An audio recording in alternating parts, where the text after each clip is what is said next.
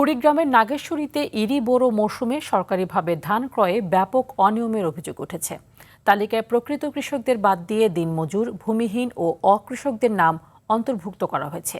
আর এসব করে মোটা অঙ্কের টাকা হাতিয়ে নিচ্ছে একটি সিন্ডিকেট, অথচ বঞ্চিত হচ্ছেন প্রকৃত কৃষকরা।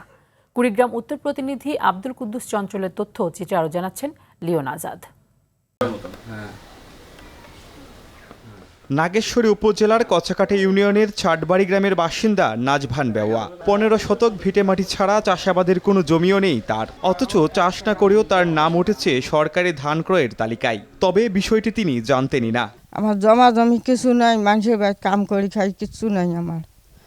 দুলিয়াল আমাকে নিয়ে গেছে। শুধু নাজভান একা নন, একই গ্রামের বেশ কয়েকজন দিনমজুর ও হতদরিদ্র মানুষের ক্ষেত্রেও ঘটেছে একই ঘটনা। যাদের সঙ্গে কৃষি কাজের কোনো সম্পর্ক নেই তাদের নামও তালিকায় অন্তর্ভুক্ত করেছে এই সিন্ডিকেটের দুলাল।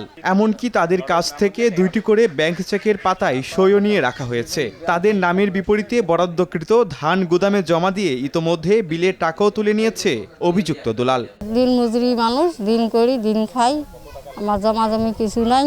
নামের কথা শুনিয়ে লোকজন ডাহাডাহি করছে, আমি ওখানে যা নামটা দিছি। দিলে নাম নিচের মধ্যে সবাই গরিব। একই গ্রামে প্রায় শুনি 34-35টা নাম এটা সিন্ডিকেটের মাধ্যমে হয়েছে। অভিযোগে সম্পূর্ণ দায় অস্বীকার করে অভিযুক্ত দুলালের দাবি, সে কেবল লোক আনা নেওয়ার সামান্য সহযোগিতা করেছে মাত্র।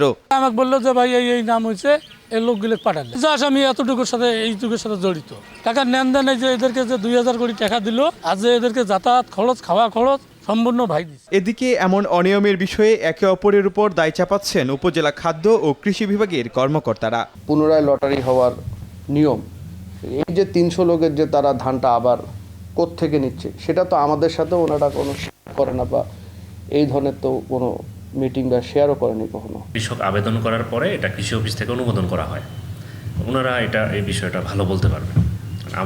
আমরা তো কৃষককে চিনি না, এটা কৃষি অফিস থেকে অনুমোদন করা হয়, ওই তালিকা তখন আবার অনুসারের মাধ্যমে ওটা আবার লটারি হয়। প্রশ্ন উঠেছে, কৃষি ও খাদ্য বিভাগের নজরদারি এড়িয়ে কিভাবে তালিকাভুক্ত হলেন ভূমিহীন ও দিনমজুররা?